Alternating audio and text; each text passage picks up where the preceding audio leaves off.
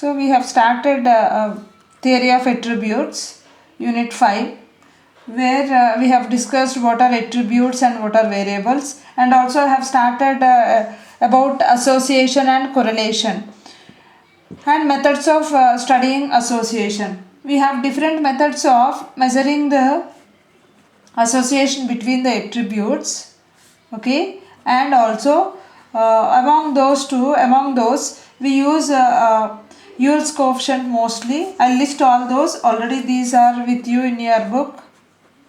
Okay, comparison of observed and expected frequencies method is the first method, and proportion method,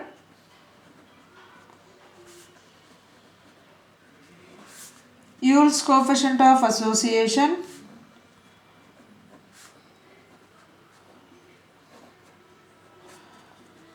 Yule's coefficient of colligation,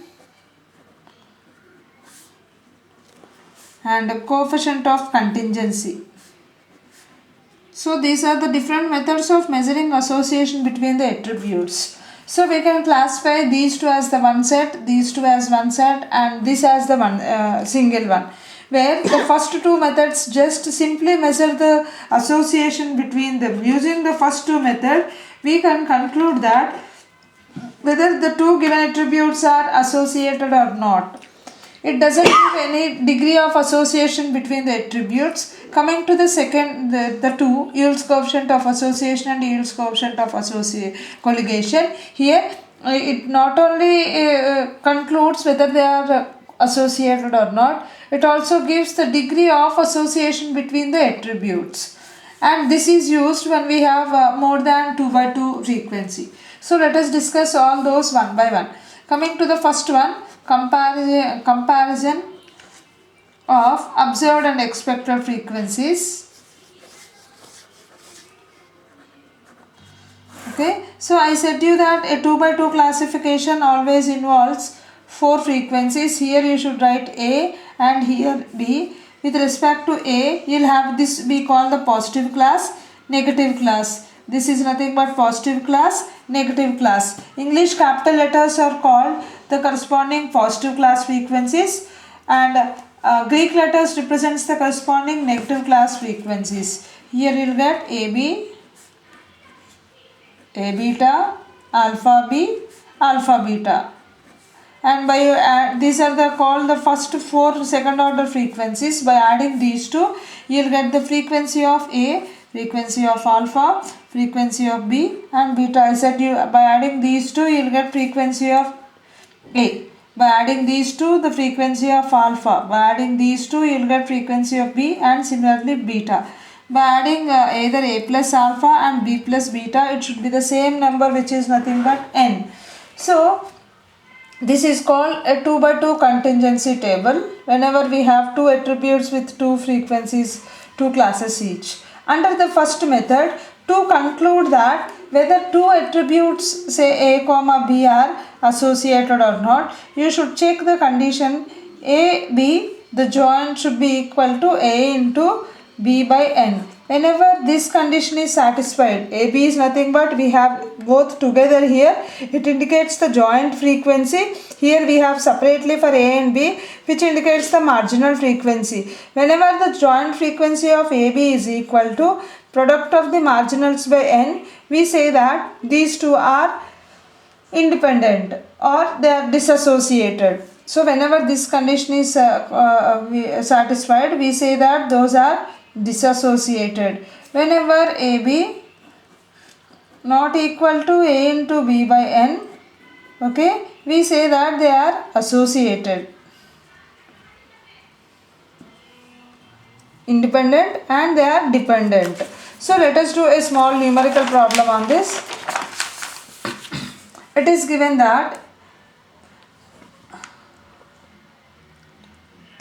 you need to check whether A comma B are independent. It is given that N is equal to 100, frequency of A is equal to 40, frequency of B, whatever I write within the brackets, that indicates frequency.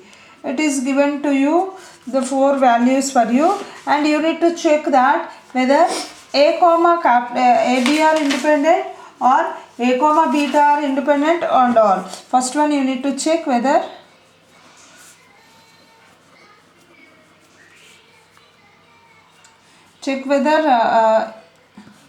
A comma B are independent, and you need also check A comma beta are independent or not,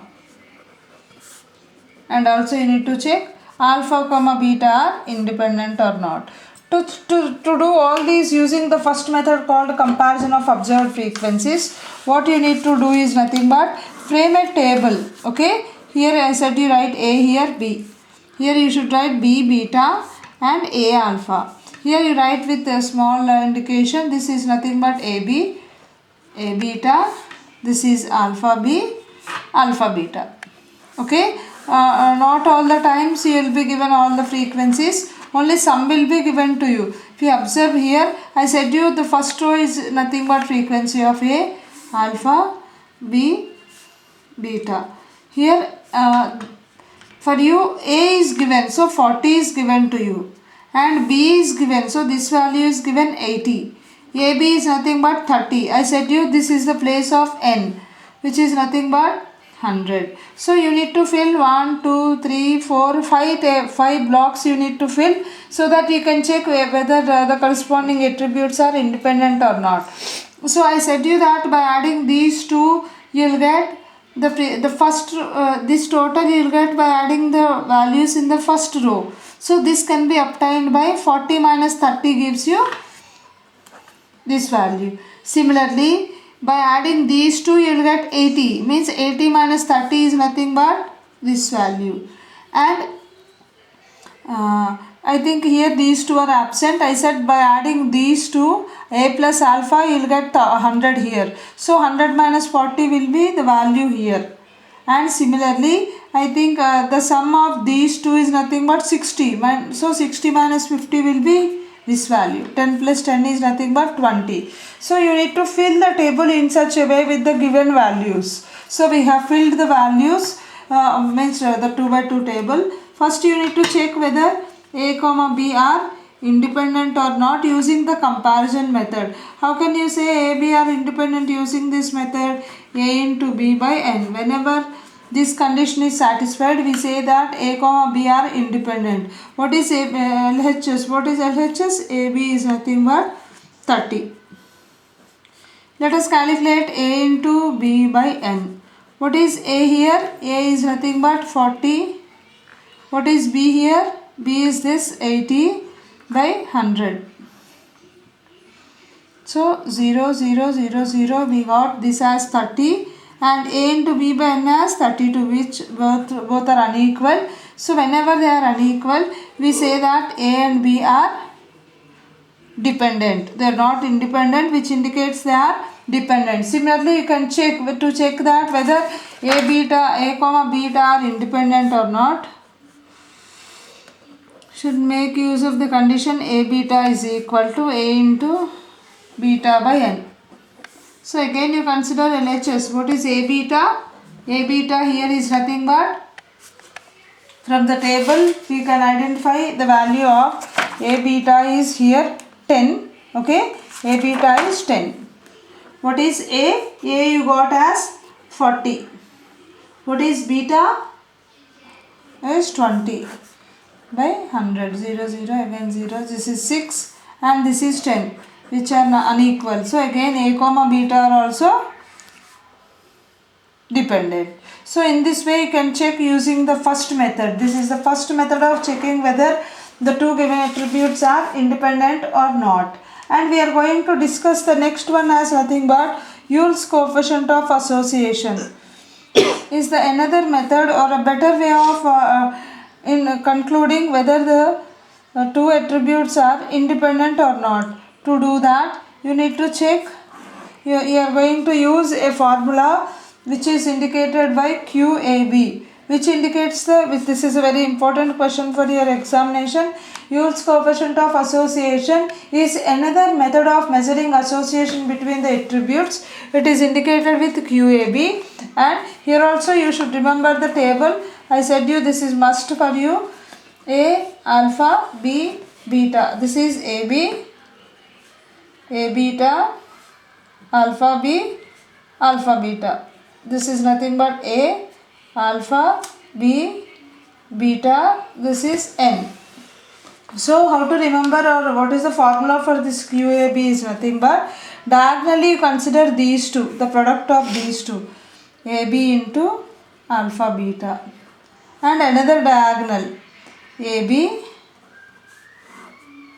alpha B. By the same product you will get with same difference you will get with plus. This is the formula for Yule's coefficient of association. Again I repeat, this is another method of measuring association which gives a numerical value or the degree of extent between the two attributes. For this also you frame a 2 by 2 table in this way. A alpha here, B beta, the possible second order frequencies.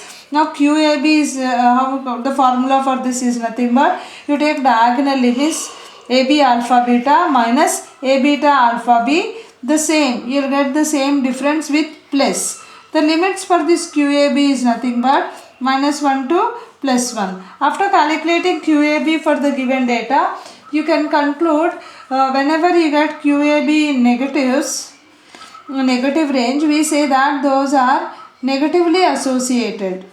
The two attributes are negatively associated. Whenever QAB gives a positive value, we say that those are positively associated. Whenever we have intermediate value 0, whenever QAB assumes a value called 0, we say that the two attributes are disassociated.